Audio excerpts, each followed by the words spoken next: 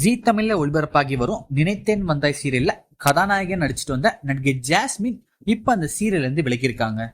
இந்த தகவலை அவங்களோட இன்ஸ்டாகிராம் பக்கத்திலே உறுதிப்படுத்திருக்காங்க. அந்த பதிவுல என்ன சொல்லியிருக்காங்கன்னா, ஆமாம், நீங்கள் கேள்விப்பட்டது உண்மைதான். ஆனால் சீரியலில் இருந்து விலகிறேன் என்பது உண்மையில் சீரியலை விட்டு விலகுவது அல்ல. ஆனாலும் தமிழ் மக்கள் எனக்கு கொடுத்த வரவேற்பு மிகப்பெரியது. தமிழ் மக்கள் எவ்வளவு பாசத்தை காட்டுவார்கள் என்று நான் நினைக்கவில்லை. அவர்களின் அன்புக்கு நான் தலை வணங்குகிறேன்.